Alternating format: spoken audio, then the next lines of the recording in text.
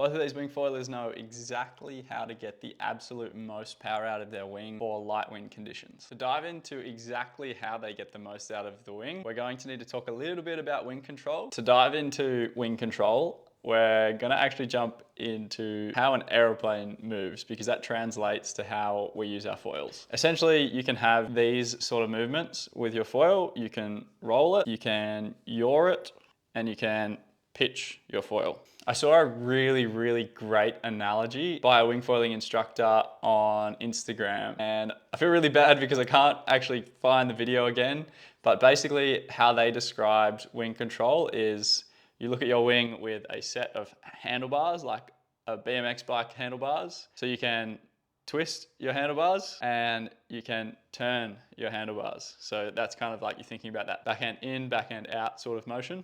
And the other part that they spoke about, which I think is absolutely genius, is the steering wheel analogy.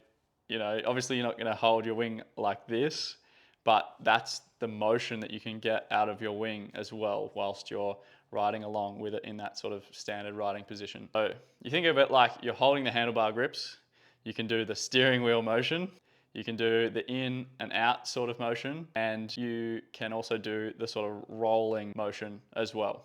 I know this sounds really basic and I don't want to scare off the more intermediate guys from this video, because the light wind secrets that I've been seeing from these like advanced wing foil racing guys is something that I don't see a lot of people doing. So let's quickly dive into those movements specifically with a wing. I'm going to pull up F1's website just because they have a great 3D viewer, so we'll be able to manipulate the wing as I chat about these examples.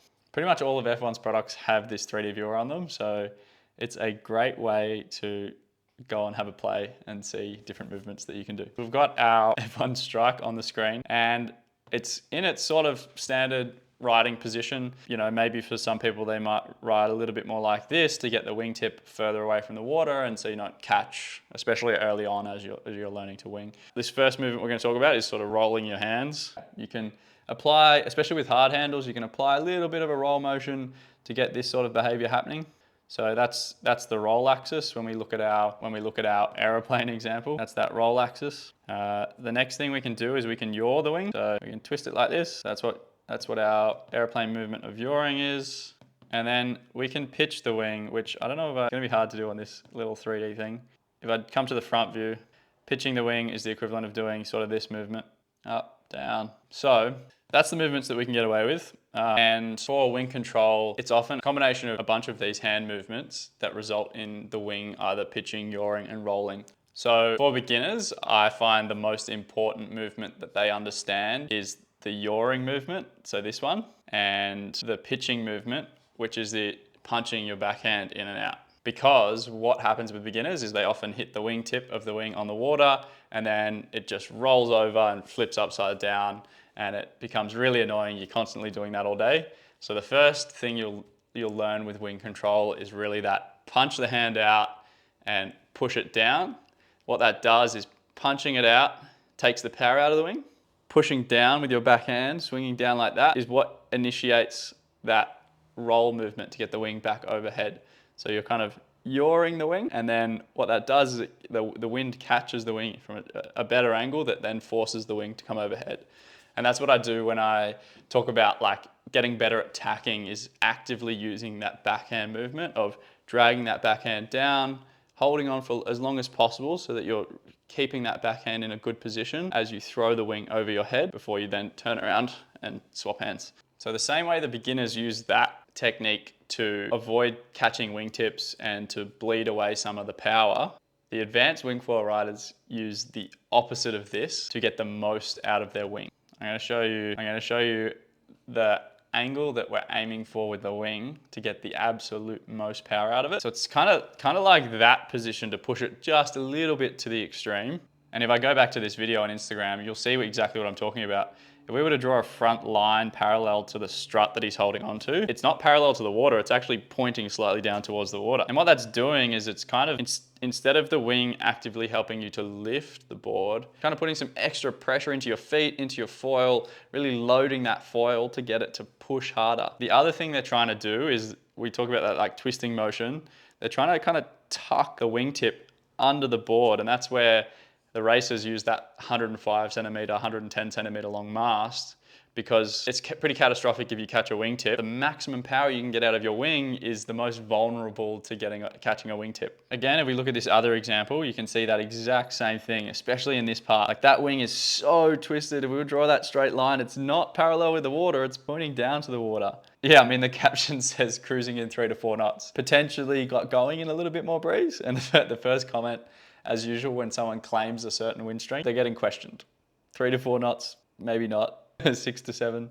So the biggest takeaway, if you're trying to push your speed, you're trying to get the most power out of the wing. So to get the most power out of the wing, you're aiming for this position. So we get that by, this is my backhand, by lifting our backhand and trying to actively twist the wingtip so that it tucks under the board. And you can see like just how close they're pushing their wings to the water surface. You're almost trying to get that ground effect or even an end plate effect with the water, like just almost touching the water surface with that wing. So in my previous wing foiling faster video, I spoke about the slingshot technique. If you combine the slingshot technique of bearing away, building speed with this sheet in, especially as you turn downwind, you're gonna find new speed that you haven't found before. The caveat being that this is really useful in conditions where you're trying to get as much out of the wind that you have as possible. So, that 6 to 12, maybe to 15 knots, depending on the wing size that you're using. Once we start getting into windier and windier conditions, you're more likely wanting to spill power away and give away power without taking on drag as much as possible. And that's where like the square top style sails in windsurfing and in sailing come in. If we see here with this NACRA 17, when they're upwind foiling, it's the same thing. That you can see the subtle twist in the sail and the leech kind of just letting go from sort of just below the Italian numbers on the sail. The rest of that, the top of that sail is really not doing too much. It's kind of flagging in the wind. And if we had complex controls for our wings, we would be able to spill off the top and let it twist. We have that to some extent with the flexibility of the struts, like especially the leading edge strut.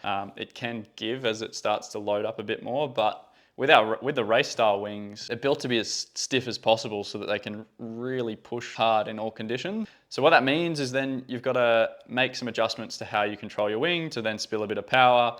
And that's where you kind of revert a little bit to that beginner style of method where you're sort of rolling the wingtip away from the board. You're not trying to tuck it under, and you might even go from having that backhand up to having that backhand down. So you're not loading the foil as hard.